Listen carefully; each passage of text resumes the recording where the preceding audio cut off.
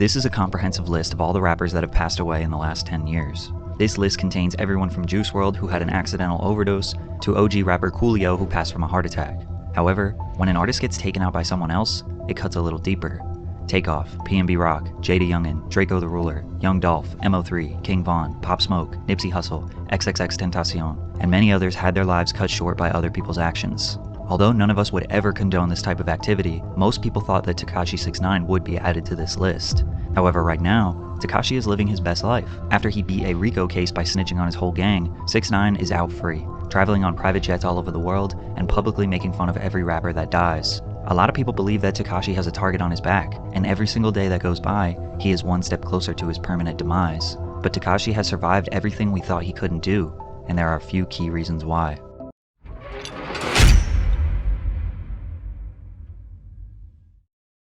When 6ix9ine was released from jail in mid-2020, he remained quiet for a month. Nobody knew if he was ever going to show his face again publicly. To their surprise, the release of his song Gooba proved that he had no intentions of going anywhere. And to take it one step further, in the music video he embraced the label of being a rat or a snitch. Do you remember the hype around him? In my opinion, is the king of hype. He comes, does some shit, promotes his next album or next song, and then he disappears again. After cooperating with the federal government to indict 12 of his former 9 Trey Blood gang members, some of those men won't be getting out until 2030. The music video broke the YouTube record for the most views in the first 24 hours for a hip-hop song. Meek Mill tweeted that the song was trash and made fun of him for still claiming to be a gangster. Lil TJ said that he was the king of New York, and he doesn't like all that snitch rainbow hair shit going on in his city. Keep in mind that being labeled a snitch in hip-hop can potentially end someone's career, but a lot of 6ix9ine's fans empathized with him. He said his ex-gang member set him up, robbed him, assaulted the mother of his child, and even planned to kill him. Why would he remain loyal to the people that wouldn't do the same for him? Whereas his adversaries say that he shouldn't have gotten into this life if he wasn't ready to. Let that sink in for a sec, and then answer for yourself truthfully when you do what he's done. Thing is, this life is an absolute mess to begin with, right? There is no one who comes out as the most honorable person alive. Like every one of them, push comes to shove, they are going to turn on you. There's only 2 ways in this life that they're choosing, which is either you end up in prison for the rest of your life or in a coffin. And knowing that if anyone else of your gang, of your clique, was in that same situation, they wouldn't hesitate for a second. Accept the consequences. All of those scenarios, or, sending shots, everything I was rapping about was really happening. Yeah. These rappers that rap about the that they rap about, they don't live. 6ix9ine was willing to accept that he was a snitch, but he didn't want to be alone. He had a list of rappers he was going to expose on an Instagram live to over 700,000 people, starting with Meek Mill. In 2019, Meek thanked a woman named Desiree Perez for helping him finally put his legal troubles behind him. Tekashi exposed that Desiree was a federal informant in the 90s. There we go. Perez, the wife of longtime Jay-Z wingman Juan Perez, became a cooperating witness for the DEA in the 1990s. After her 1994 arrest for possession of 35 kilos of cocaine, Perez struck a deal with the feds, agreeing to wear hidden wires to record her meetings with major cocaine traffickers. 6ix9ine was confused why Meek would make fun of him, but then go and work with a federal informant. He went especially hard on Meek since this was all a promotional campaign for his track called Trolls with Nicki Minaj, who had a previous intimate relationship with Meek. He then called out Future, who posted on Instagram, "I believe if you hang with a snitch, you a snitch, and deserve to expire." But Tekashi pointed out that Future hangs around people that 6ix9ine considers snitches. He then called out Snoop Dogg, exposing alleged paperwork of Snoop. Like, what do you expect? You can't control 100% of the system. One of the people that you hang out with is going to snitch on you. Even the top G. It's just a question of when and what they hold against them. Going into this life, from the get-go, the odds are stacked against you, so stay away from it, man. Just do your music, man. No one cares about this gangster bullshit. If you can't promote your music in an uncontroversial manner, then I don't think your music speaks for you, it's your bullshit that speaks for you. Snoop Dogg snitching in the 90s, and using a video of 6ix9ine admitting that Snoop Dogg was a snitch as proof. 6ix9ine genuinely believes that any other rapper would do exactly what he did if they were in his situation. He doesn't like how rap fans and media pick and choose who can get away with snitching. But 6ix9ine seems to forget that him being a snitch is not the only reason why people may not like him. One main reason why rap fans don't like him is simply because he's annoying. Anytime someone tries way too hard for your attention, it looks desperate. 95% of rappers are getting your attention because of the songs they make, or the creative ideas they share. Everything 6ix9ine does, from his IG posts to his lyrics, is comparing himself to others. Look what I have compared to him. Look at what I do compared to him. He gives off this try-hard, pick-me energy, and it just gets exhausting after a while. But in mid-2020, the internet was deprived of 6ix9ine antics for over a year, so this expose proved to be effective. Not only did he piss off all these rappers, but the music video for Trolls dropped at the end of the IG Live, which was another 30 million view and 24-hour debut. That song would go on to hit #1 on the Billboard Hot 100, Tekashi and Nicki Minaj's first #1 hit. Oh, fuck yeah! Shit, I tell you! Doesn't matter what he does, he still makes money with this shit. But he couldn't stop there because he had an album to. You are treading on thin ice, so it's just a question of time, and we all can think of what could happen to you if you run your mouth too much. There's one person that takes this shit too serious maybe, and then that's it.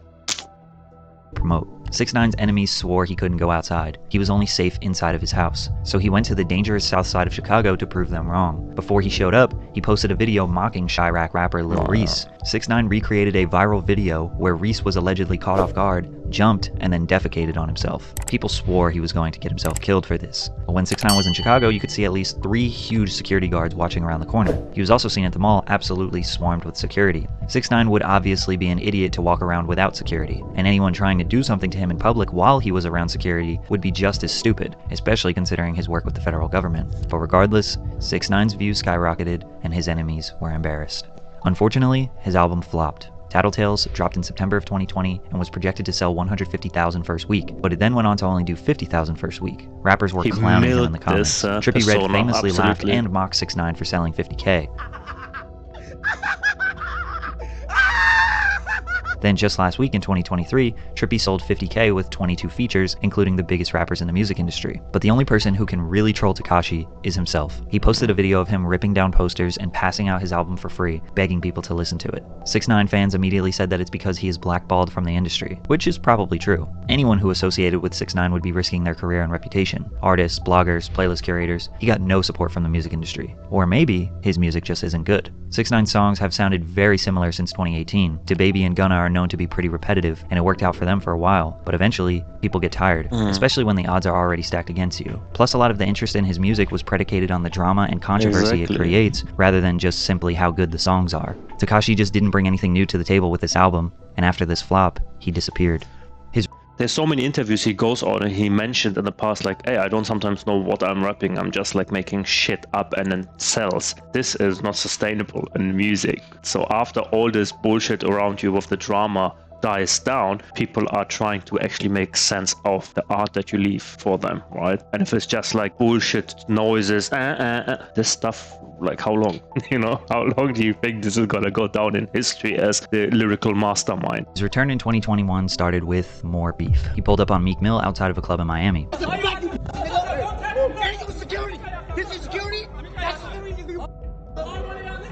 It's all show, man. It's all show. Pushing security in front of them, etc. Again, all 6ix9ine was doing here was trying to prove that Meek Mill also walks around with security and is not as gangster as he portrays himself to be. But 6ix9ine has nothing to lose because everyone already knows that he isn't gangster. Meek made himself look even worse when he claimed that he almost smoked 6ix9ine, when in the video he very clearly was not going to do anything. Instead, after 6ix9ine left, he started yelling at the security saying that they were trying to get him in trouble. What y'all think? What y'all trying to get me in trouble? Huh? Just like the Chicago incident, nobody blamed Meek for not doing anything. Him and 6ix9ine were around 15 bodyguards and cops. All Tekashi proved was that Meek is protecting himself and his freedom. He is being smart, but it still got people talking about 6ix9ine again and provided a short-term L for Meek. Then he took shots at the late rapper King Von by saying, Look how happy he is. Look at this dead nigga on his shirt. Look, I think King Von thirsty. Look, yo, drink that. I'm gonna pee on you, nigga. That nigga Von rest in piss, nigga. I don't got cat rat, nigga. He even DM'd King Von's sister a picture of Von's body after the autopsy. Fans were disgusted at this evil behavior. However, King Von, Lil Durk, and their fans would famously scream that they were smoking Tuka, and would constantly make fun of Tuka, who was a 15-year-old boy from Chicago who got shot at the bus stop. 6ix9ine was wondering why people would praise Von for the same behavior they hated 6ix9ine for. And he did have a point. People were agreeing with him. But it still seemed random for 6ix9ine to just attack the late King Von. He looked extremely desperate for attention, especially when you consider that all of this happened after a 6-month hiatus hiatus, conveniently surrounding the release of his song Zaza. Then once he gets his attention, promotes his song, he disappears again for a few months. However, in 2022 we saw a different side of 6ix9ine when he and Steve Will Do It started hanging out. They had been friends for a while now, but the only time fans saw 6ix9ine in 2022 was in Steve's vlogs. In those vlogs, he was Danny, meaning he didn't portray any character. He was kind, funny, and appreciated by Steve's audience. This was the first time we ever saw who 6ix9ine truly was. They were giving away money to underprivileged communities and doing philanthropic work. It seemed like he might pursue a second career as a content creator, or maybe he was finally done with his rap beefs, but we were wrong, because he betrayed Steve for more short-term clout. 6ix9ine tricked Steve into doing a video collaboration with a young man named Perkio. Perkio was going viral for looking exactly like Lil Durk. Durk even supported him and brought him on stage at one of his concerts. Steve trusted 6ix9ine and thought that Perkio was a paid actor. When he got there, Tekashi pressed Perkio and forced him to wear a jacket with King Von on the back, trying to again stir up some drama with Lil Durk. Conveniently, 6ix9ine was releasing a song and NFT project called Gine at this time, which is why he randomly started creating beefs again. Steve went on an apology tour on various podcasts because people blamed him for accelerating a dangerous rap beef, and even though Steve was taken advantage of, he apologized. He even gifted Perkio with 20K, and 6ix9ine got what he wanted yet again. But something happened recently that has worked in Tekashi's favor. Currently, Young Thug and his label YSL are facing a major racketeering case, similar to the one that 6ix9ine and Trey were facing just 3 years ago. YSL is basically facing every charge from armed robbery to murder. 26 members of the label were arrested in May of 2020. One of those members was Sergio Kitchens, aka Gunna, who is known as a close affiliate to Young Thug and top-ranking member of YSL. Gunna took a plea deal, which is essentially an admission of guilt, in order to get out of jail early. In open court, he said the following: YSL is a music label and a gang, and you have personal knowledge that members or associates of YSL have committed crimes in furtherance of the gang. Yes, ma'am. You're not admitted to your crime. You just told the court that YSL's a gang. So now you just up your man's defense. You not own up to your case, nigga. You a fucking rat, nigga. That's it, nigga. Then Tekashi pointed out how no rappers are publicly trashing Gunna because he is well respected and they like his music, but they were totally fine with making fun of Tekashi, which is true. Rappers, blogs, media outlets, none of them have really blatantly said that they don't support Gunna anymore. YSL co-founder Mondo shared his thoughts about Gunna. You took a plea saying that you the main artist, brother. You the main artist, my brother. You kept down to my son. But you know this a game, and on top of that, you got caught with something and it wasn't yours. So who else was it? Who doing shit like that? Who doing that? Hey boy, you didn't have nothing. Your shit gonna get dropped, brother. You know that, bro. What the hell? You panic. But the funny thing is, 6ix9ine was right. The general public does not care. The whole sentiment online is that people will still support Gunna music regardless of what happens. 6ix9ine has successfully convinced people that these rappers are maybe not as gangster as they say they are. This YSL case, they never are. There's only a handful of real street gangsters that make music. The rest is just trying to live around the hype. If you choose to have a career in hip-hop, you have to build a persona around you. It's very difficult to make the cells, make the music speak to people if you're an, I don't know, cook, like actual chef. The only problem is when you go down this rabbit hole, you are going to step on people's toes that don't like you to be stepping on their toes. And then they get involved in all this shit and they're like, I'm not a real gangster, so let me start snitching, let me get out of the situation because I'm not about this, to be honest. Along with the unsettling numbers of artists who have died in the past few years, fans are doubling down on not wanting their favorite rappers to be gangsters. They want them to be artists. They want them to make music, be safe, and live a good life. When Lil TJ got shot, 6ix9ine laughed at him. When PNB Rock got shot, 6ix9ine made fun of him. If something bad happens to any other rapper, he feels obligated and justified to point and laugh because that didn't happen to him. Why? Because he knows that people would do the same if he got shot. If 6ix9ine was taken out, nobody would be surprised. A lot of people wouldn't even have remorse considering how many people he has taunted. He is too far gone now. But when 21 Savage spoke about 6ix9ine, it made me realize why he isn't dead. Even if I seen him, I don't got no intention to do that to you. You just a rat. You go your way, I go my way. It don't mean it's smoke. Just cause you call a nigga a rat, that don't mean you gotta kill him when you see him. That's just like saying any nigga you call a bitch, you gotta kill him. If you see a fan on the internet comment shit and you say, man, shut your little weird ass up. Or when I see you, I gotta do something to you. That ain't how that go. You could. Okay, if that's the case, then why are we making all this snitching and stuff a bad thing? It's a bit contradictory to the whole genre. You feel a type of way about a nigga and a nigga go their way and you go your way. A lot of the rappers that clowned on Tekashi don't necessarily want him dead. Maybe they just don't like him. Maybe he was an easy target for some jokes. Yeah, no one likes him. He is a very disgusting character and personality. I don't like him myself. The more you think about it, it seems like 6ix9ine is the one who cares the most about what other people think. And all these other rappers are usually just minding their own business. But let's be honest, anyone who would attempt at 6ix9ine would never be able to beat the case. And is that guy really worth throwing your life away for? No. Do you really think snitching is a high buzzword attached with negative connotations? Or do you think most of them, if not 98% of the people that would ever come to a situation where they would have to do it, they will do it. Let me know in the comment section below, peeps. If you still haven't subscribed to this channel, you better get that out of the way as well. Click the subscription and the notification bell. Give this video a thumbs up, and I will see you in my next video. Peace out.